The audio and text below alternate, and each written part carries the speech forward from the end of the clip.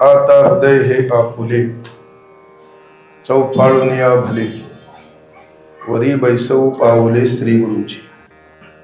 आज आपल्या आश्रमामध्ये सद्गुरू निरंजन महाराज या आश्रमामध्ये नित्यनेमाप्रमाणे गुरुपौर्णिमेचं आयोजन आहे।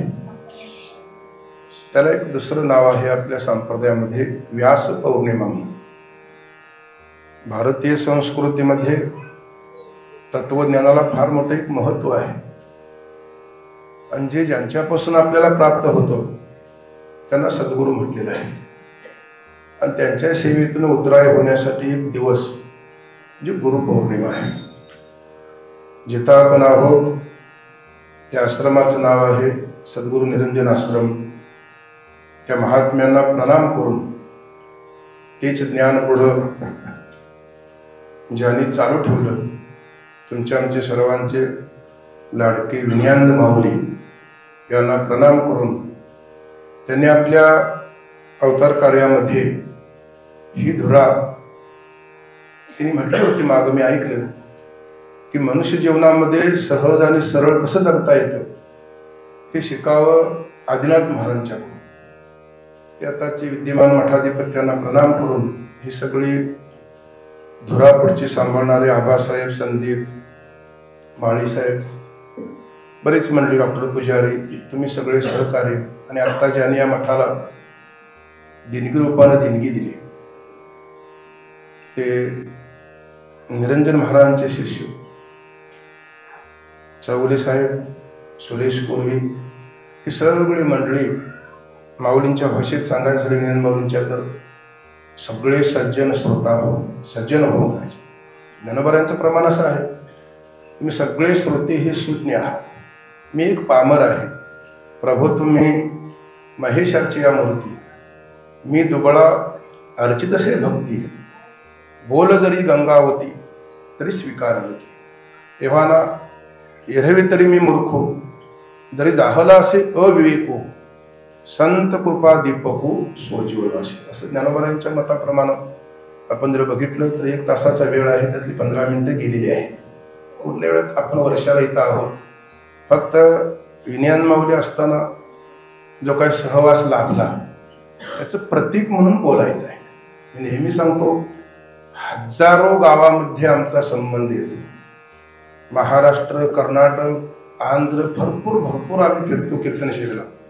पण इथलं जे काही नियम, इथलं काही आचरण, इथली काही शिस्त, इथली काही जे ठेवण आहे ते आपल्या जीवनामध्ये उपयोगी पडते म्हणून वर्षाला आपण शिकण्यासाठी या ठिकाणी यायचो। मला वाटतं विनयानंद माऊली नेहमी आपल्या शेवटच्या आशीर्वादपर भाषणामध्ये म्हणजे सांगण्यामध्ये बोलायचे, पहाटेपासून निरंजन महाराजांच्या पुण्यतिथीला गुरुपौर्णिमेला सगळ्यांच्या अगोदर इथं जर भजन चालू असेल तर आमच्या डॉक्टर साहेबांचं आणि शोभून महाराजांचं कधीही विलंब, कुणी आलं नाही आलं, कधीही माझा सत्कार केला नाही केला, काही म्हणत नाही। माझ्या वडिलांची मिराशिका देवा या न्यायानं जो दिवस दिला आहे त्याप्रमाणे या ठिकाणी आम्ही सगळी यायच्या अगोदर त्यांचं भजन चालू असतं। ही शिकवण त्या काळामधल्या त्या महात्म्याने तुम्हा आम्हाला एक घालून दिलेली आहे म्हणून तोच वसा आपण पुढे चालवायचा आहे। तात्पर्य सरासरी बघितलं आपण तर मानवी जीवनामध्ये एक मोठं स्थान कुणाचं असेल तर श्री गुरूंचं आहे। गरज आहे का आपल्याला श्री गुरूंची? थोडं चिंतन मांडताना जर आपण बघितलं तर जगद्गुरू तुकोबारांच्या गाथ्यामध्ये काही प्रमाण आहेत। काही मंडळी आम्हाला भेटतात, उगा कशाला उठा ठेवी, ते पाठ घ्यायचं, ते रात्रभर कीर्तन करायची, ते मठात जायचं, हे सगळं ल्यावे खावे बरे असावे सदैव, हीच धरी हा संसारी, वाढावे संतान, घरी व्हावे धनधान्य, कशासाठी? आता आमचे मुदगुरू महाराज पाठ घेतात, जवळजवळ सुलंबित पाठ, नरतोड्यात पाठ आहेत, पुरात पाठ, अखंड ज्ञानेश्वरी झाली, विचारसागर झाला, अमृतानुभव झाला, प्रत्येक। आणि ते असं कोण मला न्यायला या, मला सोडाय नाही। आपल्या मी बरेच वेळा बघितलं कावनेपाठी उभारला असतात, एक खांद्यात टावेल असतो, साधी शबनम बॅग सुद्धा नव्हे।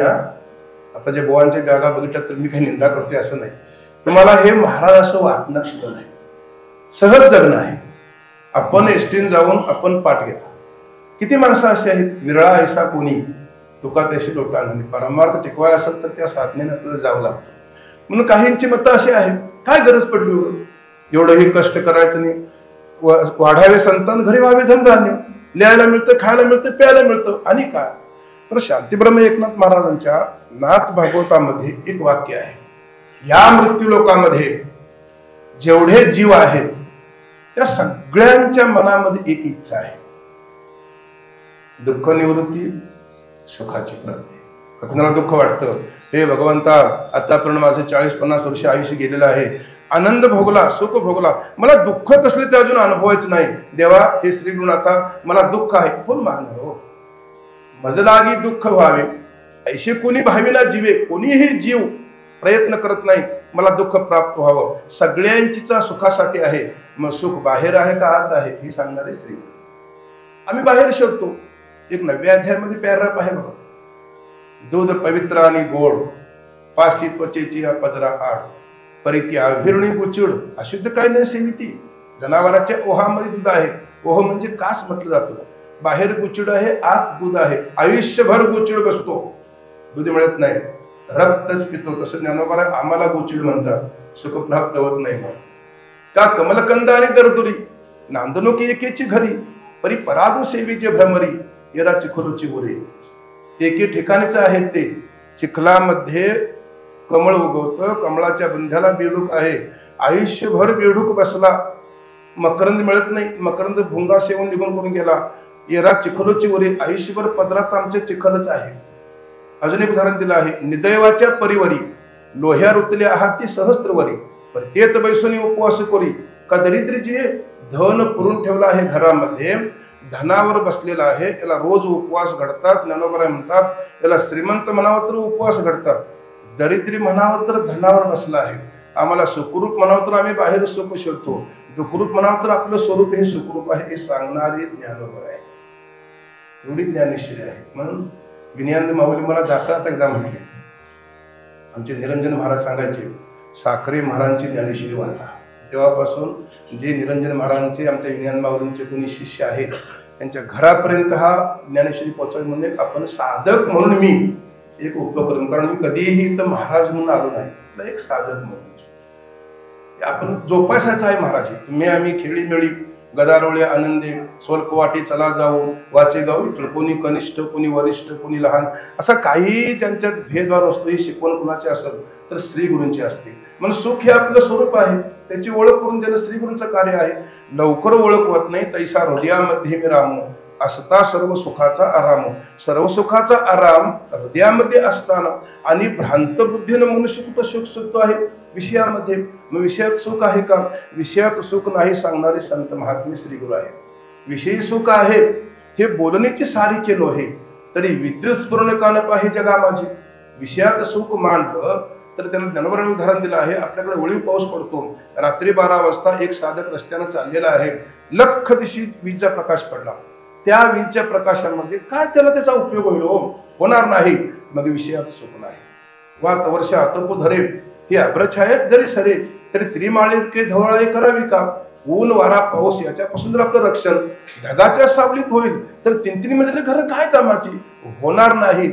मग विषयात सुख नाही. सुख आहे कुठं? सुख हेच आपलं स्वरूप आहे.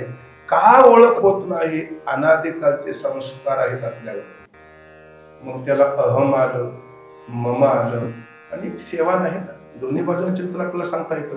का सद्गुरूंची कृपा आपल्यावरती होत नाही? एक तुकोबारायांचा अभंग आहे, साधकाची दशा उदास असावी. तुम्ही आम्ही साधक म्हणून घेतो, आपली दशा म्हणजे अवस्था कशी असावी? उदास. उपाधी नसावी अंतर्बाह्य. अंतर उपाधी कोणती? काम क्रोधाधिक. बाह्य उपाधी कोणती? लोकेशना, दारेशना, अर्थेशना, ही बाह्य उपाधी आहे. लोलुपता काय? निद्रेते जिनावे, भोजन करावे परिमित. आम्ही जर मागं जेवाय बसलो तर विनयानंद माऊली म्हणायचे, एकल महाराजांना पोटभर वाढा. म्हटलं असं का तुम्ही म्हणता? नाही, तुम्हाला पाहिजे आम्ही काय अल्प खातो म्हणजे अल्प खायचे. भोजन करावे, घेण्यासारख्या गोष्टी आहेत महाराज. एकांती लोकांती स्त्रियाशी भाषण, प्राण गेल्या जाण करू नये. तुका म्हणे ऐशा साधनी दूर आहे, तोची ज्ञानाला आहे गुरुकृपा. या साधनात जो आहे त्याला ज्ञानही प्राप्त होतं आणि गुरूंची कृपाही होते. आता ही गंमत जर आपण तुकोबारांच्या अभंगात बघितली तर ही साधनं ज्याच्याकडे आहेत त्याला गुरुकृपा होते, साधनात नाही त्याला कशी काय गुरुकृपा होईल. विचारसागरामध्ये भरपूर साधनं सांगितले. साधन चतुष्टय संपन्न आम्ही नेहमीच सांगतो की साधकांना, कुणाला पटतं कुणाला पटत नाही याचे कारण सुद्धा आहेत. जर गुरूंच्याकडे ती साधन नसतील तर शिष्याला कसे काय पटणार हो. आधी केले मग सांगितले असे एक वर्णन आहे. एक ज्ञानोबारांचं दृष्टांत 2-3 आहेत बघा.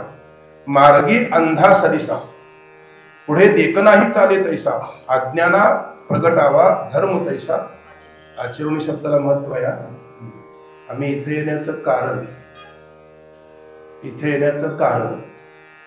इथं काही जे आचार विचार आहेत ते आपल्या जीवनामध्ये उपयोगी पडतात म्हणून त्याला आचरण म्हणतात. सांगणं वेगळं, आचरण करणं वेगळं. माऊलींनी शब्द फार जपून वापरले. वेदाच्या आधारे जगाची वाटचाल चालावी, वेद आधारे वर्तावी, विश्व हे मोहरे लावावे, अलौकिक मोहावे लोकाप्रती. अलौकिक पाहिजे म्हणून आपल्या मुरगुड भागामध्ये एक CS कुलकर्णी म्हणून होऊन गेले बघा. त्यांनी ज्ञानोबारांच्या बाळूमामांचा ग्रंथ लिहिला. त्यांचं एक प्रवचन परवा मला होतं हमीदवाड्यामध्ये आणि त्यांचं एक प्रवचन मी ऐकलं होतं.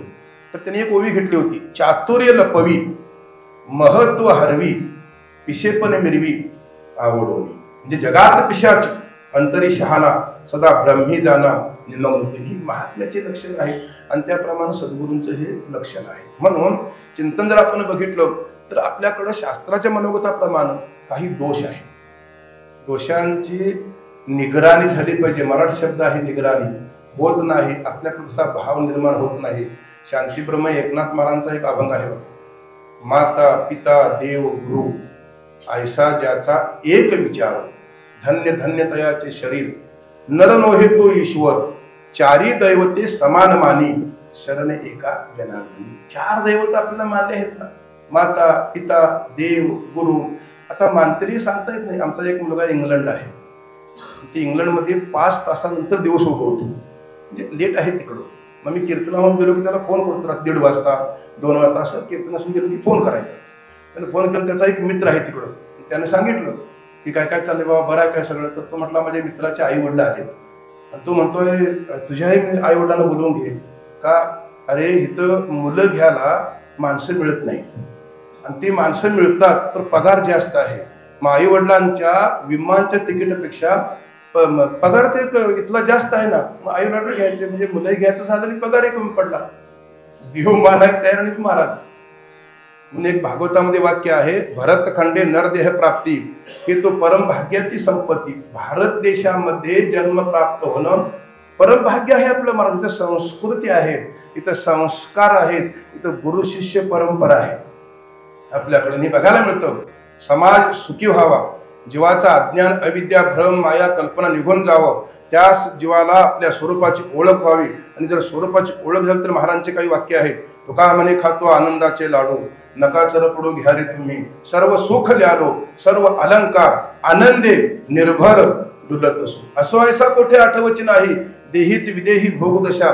देह तादात्म्य लोरित अवस्थेला आपल्याला प्राप्त झाली तर समाधानात राहता येतात. किती देह आहे, कुणाचा देह आहे, केवढा आहे. संतांनी वर्णन केलं आहे. देह हे काळाचे धनकुबेराचे, येथे मनुष्याचे काय आहे. किती जरी कमवलं, आम्ही नेहमी सांगतो रावणा एवढं होत नाही महाराज. आज दिनी किती म्हटायला बघितलं. आबासाहेबांनी ते वाचन करून दाखवलं सगळं. आनंद आहे महाराज. तुका म्हणे फार थोडा तरी पर उपकार. मी माळी सभेत मागच्या वेळेस सांगितलं, माझ्या विनयांद माऊलींच्या माझ्या मंत्र्याने पुण्यतिथीला जे काय गोड पदार्थ तो माझा आहे. मी मागच्या वेळेस सांगितलं आणि मला इथे यायचं आहे की मला सगळं जमना. ते आमची मुलं सगळी सांगतात की महाराज कुठचा मठ आहे काय. ती बाहेर असल्यामुळे ते येत नाहीत. एकदा सगळी म्हणून या तुम्हाला दाखवतो म्हटलं काय वैभव आहे इथं, काय शिकवण आहे. मी शिकायसाठी येतो इथं, सांगायसाठी नाही. परत हे लोक नाव घालतात म्हणून सांगायची वेळ इथे आहे. शिकायसाठी यायचं. काही गोष्टी शिकणार आहेत. नाथांच्या भागवतामध्ये पहिल्या 12 अध्यायापर्यंत नाथांनी 24 गुरु मानलेले आहेत. मी नेहमी सांगतो ज्यांच्याकडून जो गुण घेतला आपले गुरुच आहेत त्यांचे महाराज. पंचमहाभूत गुरु मानली, अजून वेश्या गुरु मानली, तिटवी गुरु मानली, कुमारिका गुरु मानले, अजगर गुरु मानलं, सगळे गुरु मानलेले आहेत. हे सगळं जर आपण बघितलं त्यांच्याकडून आपण एक एक गुण घेतलेला आहे आणि त्यामुळे ते सगळे आपले गुरु आहेत. गुरु जीवनामध्ये गरजेचे आहे. कारण तो तिसरा दोष घालवता. म्हणून सरासरी आपण चिंतन बघितलं तर शास्त्र असं वर्णन करतं, जीवाच्या पाठीमागं आम्ही मानत नाही महाराज, आम्ही सांगतो रोज हरिमुखे म्हणा, हरिमुखे म्हणा, पुण्याची गणना आणि पापाची गणना कोणी किती सांगा. महाराजांनी आम्ही ज्यावेळी कीर्तनाला जायचो त्यावेळी आम्हाला एक गुरु म्हणून भेटले, महादेव पाटील गोळाळकर गुरुजी. ते सांगायचे पाण्याच्या प्रवाहामध्ये म्हैशी सोडल्या, वाहून गेले लाटाबरोबर, त्यात कुत्रा सोडला, वाकडा गेला, घोडा सोडला, वाकडा गेला, मासा सोडला, पाण्यावर नाही गेला तो, उलटा. मापायला पाहिजे. आम्ही पुण्य मापतो रोज. ज्ञानोबारायांनी ज्यावेळी हरिपाठ येईल आमचे साखरे महाराज सांगतात, त्या काळामधलं त्या प्रमाणाच्या पाठीमध्ये आपलं चिंतन निर्माण झालं, वक्ताला काही कमी पडत नाही सांगायला. त्या काळात लोक होते ना, हरिमुखे म्हणा, हरिमुखे म्हणा, ओळ लिहिली. काही लोक जमले, माऊली तुम्ही काय लिहित आहे? अरे जो कोणी मुखानं हरी म्हणतो त्याचं अगणित पुण्य होतं. पाप कशाला म्हणाय? पापी कोण सांगा. तुम्हाला मी म्हटलं तुम्ही डायरेक्ट मी पापी आहात, लोक खायला उठतील महाराज आपल्याला. तुम्ही आम्हाला पापी कशाला ठरवलं हे सांगा. एक ओळ लिहिली, नामाशी विनमुख तुम्ही असतील भगवत नाम, हेच सांगितलंय शेवटी संजयानं. यत्र योगेश्वर कृष्ण यत्र पार्थ धनुर्धरा. सांग संजयाला म्हणतो धृतराष्ट्र, या युद्धात विजय कोणाचा होईल सांग ना, कोणाचा विजय होईल? मला असं वाटतं माझ्या मुलांचा विजय. 11 अक्षय नेते, 100 माझी मुले आहेत, ती सैनिक आमचे, सगळे आचार्य आमच्याकडे आहेत. मग तो म्हटला याचं अन्न सेवन करतो, याला डायरेक्ट बोललेलं म्हणजे खपायचं नाही, म्हणून ते फिरवून सांगितलं. गुरुतीर्थ ज्ञान, ज्ञानी आत्मदर्शन, चंद्रदेव चंद्रिका, आणि मग शेवटी सांगितलं धर्म, नीती, न्याय, सत्य ज्या ठिकाणी नांदत आहे त्या ठिकाणी भगवान परमात्मा त्या ठिकाणी त्याचे भक्त आहेत. दोन्ही त्या ठिकाणी विचित्र बघ जाऊन सांगितलं. म्हणून पाप आपल्याकडून किती होते बघायला पाहिजे. हा पहिला दोष आहे शास्त्रामध्ये. तर दुसरा शब्द आहे मलदोष. करत नाहीत का सांगत नाहीत. काय अनुभव आहे? पाप करत नाहीत का सांगत नाहीत, सांगतात. कुणी सांगावं त्याला बहादर पाय धरतो मी, महाराज मी माझ्या आयुष्यामध्ये एवढं पाप केलं. पुण्य सांगा, पुण्य सांगतात. आमच्या वाड्या एवढ्या झाल्या, आम्ही एवढी ज्ञानेश्वरी वाचली, एवढं सगळं सांगतात. पाप सांगा. पापाचे फार सूक्ष्म प्रकार आहेत महाराज. म्हणून कर्म करताना भिवून राहायला पाहिजे. आपण कसंही कर्म करतो, कसंही बोलतो, कसंही वागतो, कसंही बघतो, काहीही खातो, निषिद्ध जायला महाराज. सगळं हे पापामध्ये प्रकार आहेत, कायिक, वाचिक, मानसिक. मध्ये कोरोनाला होता ना, कोरोना मी अनुभवातून सांगतोय महाराज. कोरोनामध्ये आम्हाला फोन यायचे, कोणतरी एखाद्या म्हणजे दुकानदारानं जाहिरात सोडली होती, हे घेतलं की कोरोना, वारकरी सगळे त्या लाईनीमध्ये. आमचे तळाशेकर मला सांगायचे परस्त्रीमध्ये मांस वारकऱ्याला वर्ज्य आहे. वारकऱ्यापेक्षा तुम्ही भारी आहे महाराज. मुद्दा मी सांगतो इथलं काय चिंता. तुम्ही नेमाला कट्टर आहात महाराज, भारी आहात तुम्ही, आमच्यापेक्षा तुम्ही योग्य आहात. काही पुढ्यात वाढलं तर तुम्ही पत्रावर सुद्धा राखत नाही महाराज. आमचे बघा सासवड घाटामध्ये काय चाललंय ते आले ना. काल परवा कोणतरी म्हटलं लाजा वाटापेत म्हटले, त्यांनी फार परकट बोलतात महाराज लोक. तुम्ही असं काय समजू नका. आमचे गुरु सांगायचे मांजर रुळाकून दूध पितं त्याला वाटतं मला कोणी बघत नाही. सगळं जग तुमचं आचरण बघतं आहे, सगळे जग बघतं. आपल्याला वाटतं काय मांजरासारखी आपल्या अवस्था, आम्ही कुठलंही कर्म करताना आम्हाला कोणी बघत नाही असं वाटतं. म्हणून पापामध्ये काही सूक्ष्म प्रकार आहेत ना, कायिक पाप आहे, वाचिक पाप आहे, मानसिक पाप आहे. आणि महापापामध्ये परत 5 प्रकार पडतात. सुरापान, ब्रह्महत्या, परसदारागमन, गुरुपत्नीकडे वाकडणं जाणं, चौघांची संगत करणं महापाप आहे. आणि हे निघून जायचं असेल तर निष्काम कर्म घडायला पाहिजे आणि नामस्मरण घडायला पाहिजे. ओम नमः शिवाय, ओम नमः शिवाय, ओम नमः शिवाय, ओम नमः शिवाय. आपला जे नाही तुमचे गुरु सांगायचे. काय सोलापूरकडून आला, कोल्हापूरकडून गेला, पुण्याहून आला आणि कुठून आला, मुक्काम कुठं? पंढरपुरामध्ये. रामकृष्ण हरी म्हटलं, विठ्ठल म्हटलं, ओम नमः शिवाय म्हटलं, श्रीराम जयराम जय जयराम म्हटलं, श्री स्वामी समर्थ म्हटलं, तर शेवटला तो एके ठिकाणी जातो आहे. कारण अवताराच्या राशी तो हा उभा विटेवरी. आणि आपली परंपरा आहे, आद्य शंकराचार्यापासून ही परंपरा चाललेली आहे. आदिनाथ आले नाहीत की महाराज, आदिनाथानंद असं म्हणायला पाहिजे आपण. कारण निरंजन महाराज, विनयानंद महाराज, आदिनाथ आनंद महाराज असं म्हणायला पाहिजे आपण. कारण धुरा सांभाळली आहे. ही मानवी जीवनामधले मोठं कार्य आहे महाराज. संसार काय सगळेच करतात, कोण करत नाही महाराज. सगळ्यांच्या पाठीमागे आहे, पण ते त्याच्यातून टाकून आपण जर समाजासाठी वेळ दिला त्याला महात्मा म्हटलं जातं. आणि ती श्रीगुरूंचे एक लक्षण आहेत. म्हणून नामस्मरणाने एक निघून जातं पाप. घेता नाम विठोबाचे पर्वत गळती पापाची, नाम संकीर्तन साधन पैसो जळतील पापे जन्मांतरीची. त्यांनी वर्णन केलं रामकृष्ण उच्चार अनंतराशित पापाचे कळप पळती पुढे. एक दोष निघून गेला, चंचलता आहे ना, चंचलता आपल्याकडे. त्यासाठी उपासना पाहिजे, उपवास नवं. आता ही उपवास कसे देतात कुणास ठाऊक. मी काल परवाच्या कोगनोळला होतो काजवे महाराजांच्या घरी. तो एक महात्मा होऊन गेला, पांडुरंग काजवे. पांडुरंगाजींच्या तोंडातून एक शब्द येणार नाही महाराज बाहेर. त्याच्या जवळ जाऊन बसले ना, ते पाठून हात पडला असं विज्ञान महाराज फिरवायचं नसतं. त्या हातामध्ये एक ताकद आहे महाराज, वाटोळं करायची ताकद नव्हा. म्हणून आपल्या मठामध्ये परंपरा आहे ते असं हात ठेवायचं. मी सगळं अनुकरण करून बघितलं. त्या शिष्याला त्याचा आशीर्वाद द्यायचा. ते महाराज विचारायचे, बरं आहे ना, घरचे बरे आहेत ना, भाऊ बिऊ सगळे. कोण विचारतं कुणाला, बोलायला वेळ नाही. परवा एकाला म्हटलं मी चाललोय, म्हटलं चल मठामध्ये चल, म्हटलं आज वैभव बघ चल, म्हटलं बुवा मराय वेळ नाही म्हटलं आम्हाला, तू मठात बोलवतो. आणि ते सगळं चौकशी करायचे पाठीवर ठेवून, एकही शब्द नाही. त्याने उभ्या आयुष्यामध्ये परमार्थावर काही केलं नाही. ते उपवास धरायची एकादशी, सकाळी दशमीला 10ला जेवायचे, द्वादशी संध्याकाळी सोडायचे. त्याला उपवास म्हणून. आमचे लोक कीर्तनला गेले 7 किलो कीर्तन असं, महाराज पोटभर जेवा का, उद्या एकादशी आहे.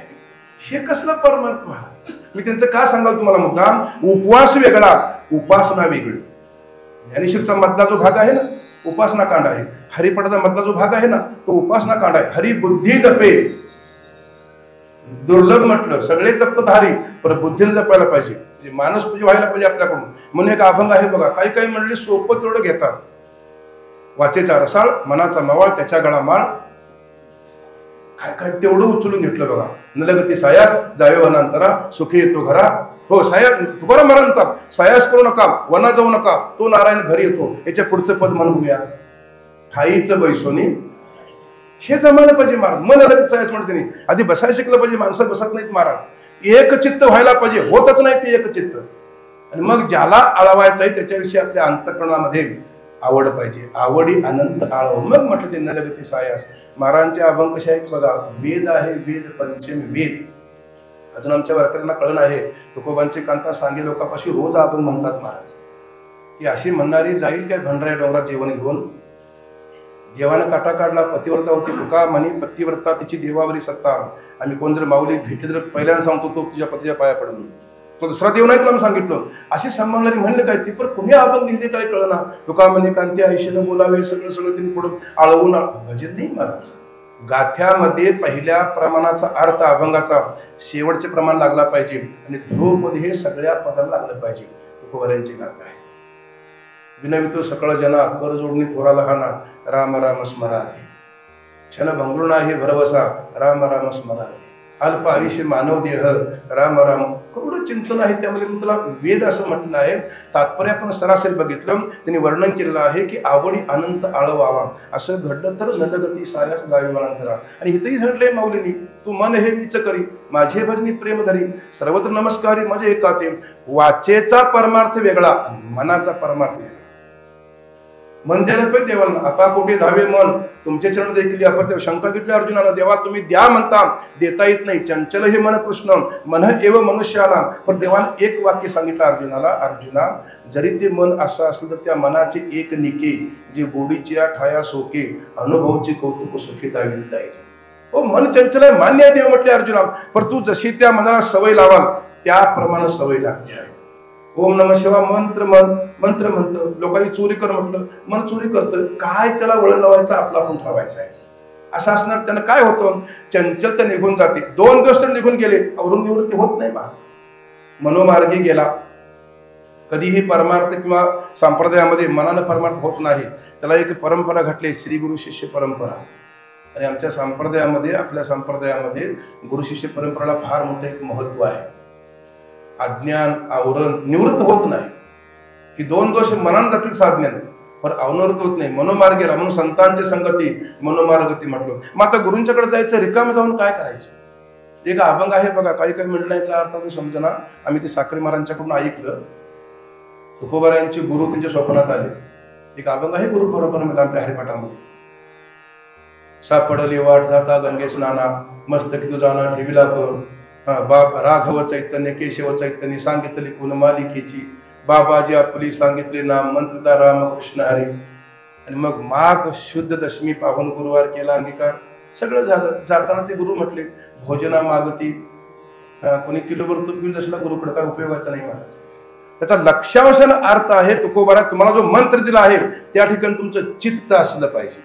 मंत्र काय दिला, रामकृष्ण हरी. अखंड म्हणाला तुम्ही, तूप घेऊन काय करायचं महाराज. लक्ष्यांश वेगळा, वाच्यांश वेगळा. अनेक शब्द मराठीमध्ये जगात अवघड आहे महाराज. अनेक शब्द एका अर्थाचे आहेत. दैवी हेशा गुणमयी मम माया म्हटलं, वैष्णव मनोजय अवघी देवावरी माया म्हटलं, आणि अजून हीच थोर भक्ती आवडते वा संकल्पावी माया. शब्द वेगवेगळे आहेत ना महाराज. तिथला माया म्हणजे प्रकृती असा अर्थ आहे, इथला माया म्हणजे प्रेम असा अर्थ आहे. हे कळवून घ्यायला पाहिजे. म्हणून त्यांनी वर्णन करताना रिकाम जाऊ नका म्हटलं. त्याला साधन चतुष्टय संपन्न साधन घ्यायला पाहिजे ना आपल्याकडे. त्यातलं बहिरंग साधनातलं पहिलं साधन आहे विवेक. आमचे महाराज एक श्लोक सांगायचे, तळाशेकर महाराज, सदा विचारये तस्मात जीव जगत परमात्मा. सारखा विचार करण्याचा. जीव कोण आहे, जगत कोण आहे, परमात्मा कोण आहे. जीव कोण आहे, जीवो ब्रह्मयो न परा. विचार सांगतात त्याची व्याख्या केली. आधी शंकराचार्य सांगतात एकमेव अद्वैत्यम ब्रह्म नेह नानास्ति किंचन. ब्रह्म सत्य आहे, जगन मिथ्या आहे. जीव हा ब्रह्माचा अंश आहे. मग ब्रह्म काय जन्माला येतं, मरतं काय? जीव तरी जन्माला येतो मरतो काय? काय वर्णन केलं?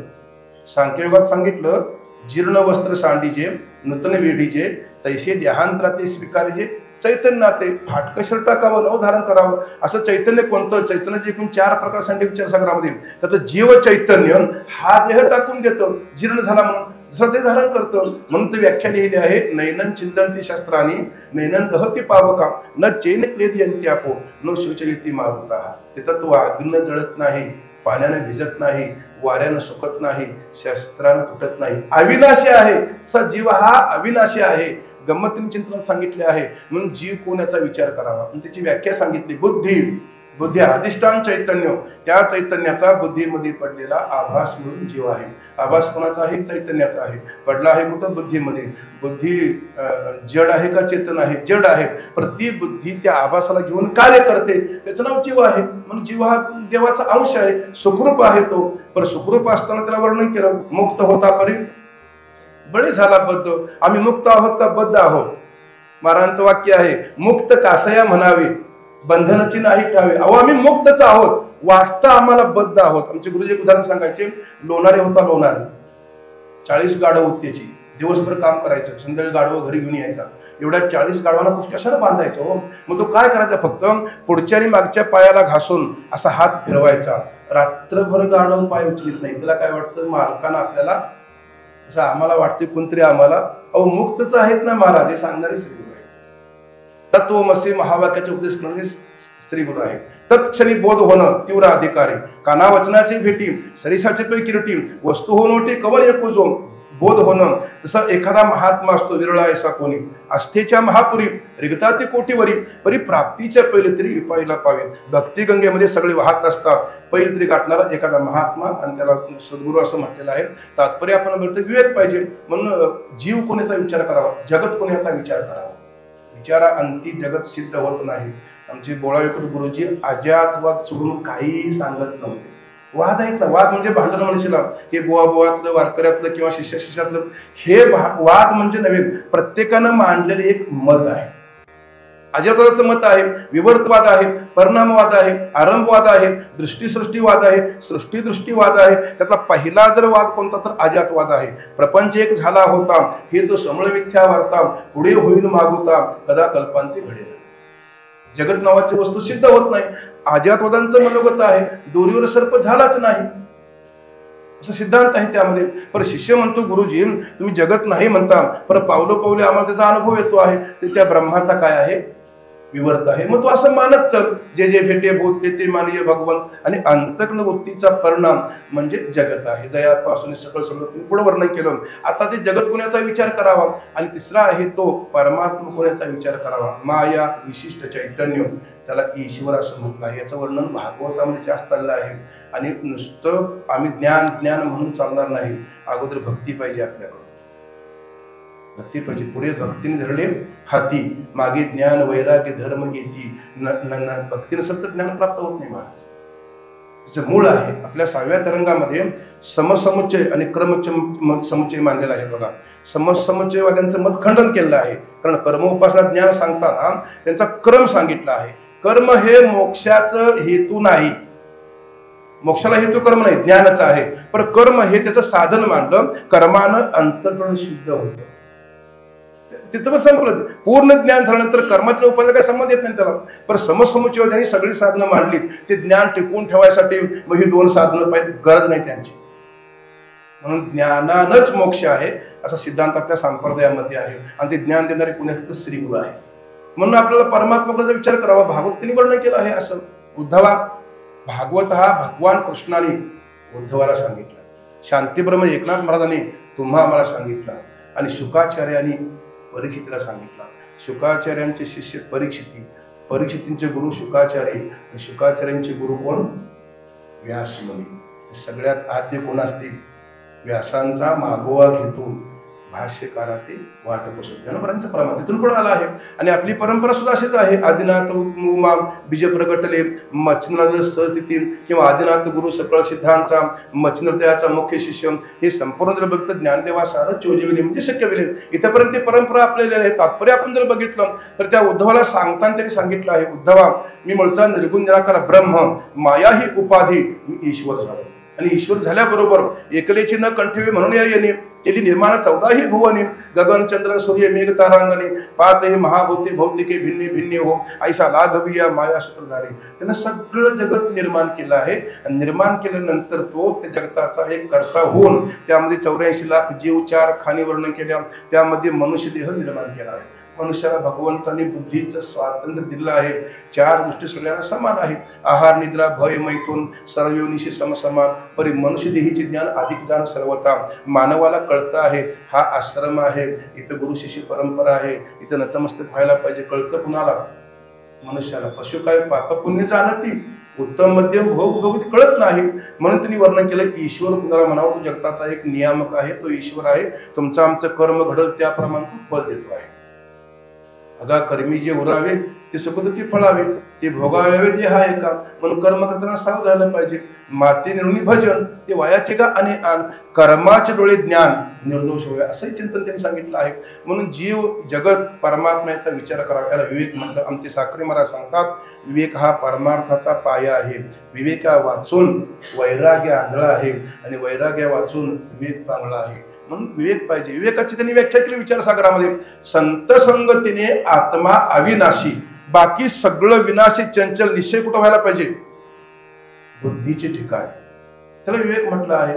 पुन्हा या संगतीमध्ये चोरांच्या नव्हे, बैसता संतांचे संगती, कळू आले कमलापती. कुणाची माणसं संगत करतात? नाही, संगत कुणाची करायला पाहिजे? संतांची, श्रीगुरूंची संगत करावी. काहीतरी त्या ठिकाणी प्राप्त होतं. प्राप्त म्हणजे मानवी जीवनाचा आपल्याला यथार्थ पुरुषार्थ काय कल्याण आहे ते कळतं आपल्याला. म्हणून तिने वर्णन केलं आहे. आणि म्हणून संत संगतीमध्ये अविनाशी कोण आहे तर आत्मा आहे. बाकी सगळं चंचल आहे असा निश्चय व्हायला पाहिजे. ती निश्चय करायला तयार नाही बुद्धी. इथलं घोटाळा आहे आपला. म्हणून दोन्ही बाजून चिंतन सांगितलं. अनंत बुद्धीचे तरंग, क्षणोक्षणा पालटे रंग, धरू जाता संग तोच होय बाधक. अजून पुढं वर्णन केलं त्यांनी, बुद्धी निश्चय आत्मज्ञान. जर निश्चय झाला तर आपलं आत्मज्ञान ब्रह्मज्ञान प्राप्त होतो. ते ब्रह्मज्ञान ती काय सांगायची वस्तू नाही महाराज. एक विचारसागरामध्ये वाक्य आहे. एका मुलीचा विवाह ठरला होता. ते सवंगड्या होत्या तिच्या सोबतच्या, म्हणजे सवंगडी. आणि मग ते आणि ते मुलगाही बसला होता, त्याचे सवंगडी होते. मग त्या मुलीला त्या सवंगडनी घेऊन गेल्या. हा तुझा पती जो खरा पती होता, हा तुझा पती काही नाही बोलली, ते ओळखायचा हा पती. तसं ब्रह्मज्ञानी पुरुष हा सांगायसाठी बोलत नाही असं एक चिंतन आहे. ते ज्ञान गुळणी गावा गोविंद गाव, पर कल्पित द्वैत मानून गुरु शिष्य परंपरा मानून आपल्याला हे पुढे चालवायचं आहे. असा एक भाग आहे त्यात. म्हणून ते अभंग आहेत बघा. नको ब्रह्मज्ञान आत्मस्थिती भाव, मी भक्त तुझे देव ऐशे करी, दावी मज रूप गोपिका रमणा. म्हणून चिंतन सांगताना गुरु शिष्य परंपरा ही मांडलेली आहे. त्यात गुरु आणि शिष्य हे दोघंही कल्पित आहेत. आता गुरु कसे आहेत ते भागवतात वर्णन केलं आहे. स्वस्वरूप ब्रह्म ज्याने तुम्हा आम्हाला अनुभवाला आणून दिलं, त्या ब्रह्माची ओळख करून दिली. कुणी करून दिली आपल्याला? कुणी करून दिली? हो, श्री गुरुनी. ब्रह्म थोर का गुरु थोर? नाथ महाराजांचं म्हणणं आहे श्री गुरु थोर आहे. देव थोर आहे का भक्त थोर आहे? याला देव कुणी म्हटलं? भक्ताने म्हटलं. भक्ताने ओळख करून दिली म्हणून भक्त थोर आहे. मग स्वरूप ब्रह्म हे ब्रह्म हे स्वरूपानं जाणण्याची कला कुणी प्राप्त करून दिली तुम्हाला? आम्हाला श्री गुरु थोर आहेत. ब्रह्मापेक्षा नाथ मला म्हणतात श्री गुरु थोर. पर ही साधनं पाहिजेत ना. विवेक पाहिजे, वैराग्य पाहिजे, मनोनिग्रह नाही आपल्याला, इंद्रिय निग्रह नाही, आणि श्रद्धा नाही ना. आम्हाला काही लोक विचारतात, रेडा बोलवला? हो बोलवला. तुम्ही होता काय? मी नव्हतो, पण नाथ महाराजांनी सांगितलं आहे ना, रेडियामुखी वेद बोलवला. आमची श्रद्धा आहे. तुकाराम महाराज सदैव वैकुंठाला गेले? हो गेले म्हटलं मी. तुम्ही हजर होता काय? नव्हतो म्हटलं मी, पण त्यांचे शिष्य वर्णन करतात निळोबार आहे. प्रयाण काळी देवे विमान पाठविले, कलिकाळा माझे अद्भुत वर्तले, मानव देह घेऊन निजधामा गेले, निळा म्हणे सकळ संता तो शेवले. पुन्हा पुन्हा श्रद्धा पाहिजे. पहिली श्रीगुरूंच्यावर श्रद्धा पाहिजे, आई वडिलांच्यावर श्रद्धा पाहिजे. ज्ञानोबा स्पष्ट वर्णन करतात, सकळ तीर्थाची धुरे जी एका माता पितरे, ते सेवी शिष्य रे लोन किजी, माय बाप केवळ काशी, तिने न जावे तीर्थाशी. आता हे सेवा करतील काय सांगता येत नाही. ते परवा मागच्या 22 तारखेला काहीतरी वाटलं बघा, गावागावातनं अक्षता. रामाची मूर्ती बसली अयोध्येमध्ये, इकडं सगळीकडं अक्षता, गावागावात श्रीराम की जय. आम्हाला सुद्धा रोज कीर्तन त्या रामप्रभूंच्या त्या सप्ताहाची. आणि मी बघितलं पालख्या सुद्धा काढल्या, ते तांदूळ कसलं अक्षता वाटून आणल्या. मी कीर्तनात चाललो होतो, एकटा पूर्ण आला, ते शर्ट इथं फाटलं होतं. मी म्हटलं ते शर्ट फाटलंय की रे? ते महाराज परवा रामाची मूर्ती अयोध्येत बसल्यावरून इकडं सगळं ते गावोगाव पालख्या काढल्या. मग आमचं गाव मोठं, लोक म्हणले तूच खांद्यावर घे पालखी, आणि ते पालखी गावभर फिरवल्यामुळे ते शर्ट फाटलंय. मी म्हटलं बाबा आणि आई बरे आहेत नव्हे? नाही, ते वृद्धाश्रमात आहेत. कशाला शर्ट फाटतोस बा? ज्या रामाची पालखी ओढतोस त्या रामानं एक पाय टाकायने आई वडिलाच्या आज्ञेशिवाय. बघा तुम्ही रामायण, 4 रामायण आपल्याकडे. आमचे साखरे महाराज सांगतात, राम प्रभूंचे 40 गुण होते. राम एक पत्नी होता, एक वचनी होता, एक बाणी होता, पितृ आणि धारक होता, आणि चारित्र्यवान पुरुष होता. निष्कलंक चारित्र्य राम प्रभूंचं. असा राजा होणे नाही महाराज. आचरण करायला पाहिजे का? पालखी ओढून याच माझं म्हणणं नाही, भाग त्या लक्षण ऐकले पाहिजे. पण ही दैवत मानले हे सांगणारा संप्रदाय तुमचा आमचा आहे. कसं वागावं, कसं जगावं, काय खावं, काय प्यावं, कोणत्या वाटण जावं, तुझं कल्याण होईल सांगणारे मार्ग दावून गेले आधी. दयानिधी त्यांना श्रीगुरु म्हटलेलं आहे. म्हणून श्रद्धा पाहिजे, वेद गुरु संत शास्त्र देव, अजून तितिक्षा पाहिजे, उपरम पाहिजे, समाधान पाहिजे, मुमुक्षत्व पाहिजे ना. कधी उद्धार होईल आपला? सारखी तळमळ पाहिजे, काय मी उद्धार पावेन, किंवा कै ऐशी दशा येईल माझे अंगा, चित्त पांडुरंगा झुरत असेल. हे सगळं चिंतन बघितलं तर ही सगळी साधना घेऊन 2 दोष निघून गेलेले श्रीगुरूंच्या शोधामध्ये आहे. त्याला शिष्य म्हटलं. वाणी अर्पण, तन अर्पण, मन अर्पण, धन अर्पण. सकाळी धन अर्पण केले ना, त्याला शिष्य म्हटलं. महाराज धन अर्पण. आमच्या साखरे संप्रदायामध्ये वारले ते मारुतराव थोरात म्हणून अखंड ब्रह्मचारी होते. रामबागेत त्यांचे आम्ही प्रवचन ऐकली. अखंड ब्रह्मचारी असून ते पोलीस इन्स्पेक्टर होते. जिवंत आहे तो पण त्याने एक पत्र लिहून ठेवलं होतं, माझ्या पश्चात मध्ये असणारी संपत्ती माझ्या गुरूंच्या नावे. काय ताकद आहे ना! हे आपल्या संप्रदायाचा एक वैभव आहे. म्हणून त्यांनी वर्णन केले, वाणी अर्पण, तन अर्पण, मन अर्पण, काया अर्पण. हे सगळं त्यांना श्री शिष्य असं म्हटलेलं आहे. असा शिष्य असेल तर त्याला कृपा कटाक्ष निहाळले, आपुल्या पदी बैसविले, बाप रखुमा देवर विठ्ठले, भक्ता दिले वरदान. काय करतात मग? असलेलं दाखवतो का नसलेलं दाखवतात? आबासाहेब काय दाखवतात श्रीगुरु? आमच्या संप्रदाय शिकवला जातो, प्राप्ताची प्राप्ती आहे का अप्राप्ताची प्राप्ती आहे? अप्राप्ताची नाही, प्राप्त असणारा अनादिकालापासून अप्राप्त वाटू लागला. आणि ते श्रीगुरूंचं कार्य आहे. ते तूच आहेस म्हणून सांगणं, तत्क्षणी बोध झाला, त्याला अधिकारी पुरुष असं म्हटलेलं आहे. आणि त्याचा उद्धार होतो आहे. उद्धार होतो म्हणजे नेमकं काय होतो? गुरूंची कृपा होतो म्हणजे नेमकं काय? तर त्यांना बऱ्याच स्पष्ट वर्णन करतात. लवणाची कुंजरी सुदल्या लवण सागरी, होईची ना माघारी परती जैशी, नाना गेल्या अंतराळा वन्हीच्या ज्वाळा, नाही तप्तो लोहून जळा निघणे जेवी, तेवी मनसे एकवट, जे ज्ञाने झाले का चोकट, तया 15 वृत्तीची वाट मोडली का. त्याला परत या मृत्यू लोकांमध्ये जन्माला यावं लागत नाही. याला सकल दुःखाची निवृत्ती आणि परमानंदाची प्राप्ती असं म्हटलं आहे. आणि हे जर मृत्यू लोकांमध्ये कोण करून देत असतील तर त्यांना श्रीगुरु म्हटलेलं आहे, सद्गुरु म्हटलेलं आहे. सद्गुरूंचं कार्य हे थोर आहे. बाप न करे ऐशी माय, धर्मी त्यांच्या देखील पाय. बाप आणि आई काय करतील? आमचे कुळी नव्हते कोणी, ऐसे पिशे जन्मले. ते घराघरात ती माणसं बोलत बसतात नाही, उठलं की रोज आश्रमात, उठलं की रोज आश्रमात, भजनाला कीर्तनला. अहो घरात कधी नाहीत, आमच्या मागही कोण नव्हतं, पुढेही कोण नव्हतं. सांगून झाली, लौकिकात झाली. पण खरोखर जे उपकार करतात श्रीगुरु, आणि त्यांचं आपल्या चित्तात अखंड स्मरण असावे, त्यांचे विचार आपल्या अंतःकरणात असावेत. त्या विचाराप्रमाणे जर आपण वाटचाल केली तर तोच आपला खरा दिवस धन्य आहे. म्हणून आज या ठिकाणी गुरुपौर्णिमेनिमित्त वर्षाला गुरुपौर्णिमा असते आणि तुम्ही आम्ही सगळेजण या ठिकाणी जमतो, त्यातून काही संवाद होतो. आता महाराजांचं पुढे प्रवचन आहे, थोडासा व्याप असल्यामुळे मी परवानगी मागितलेली आहे. ते कसं होतं, वाहत वाहत वाहत गेलं ते गोंधळ होतं महाराज.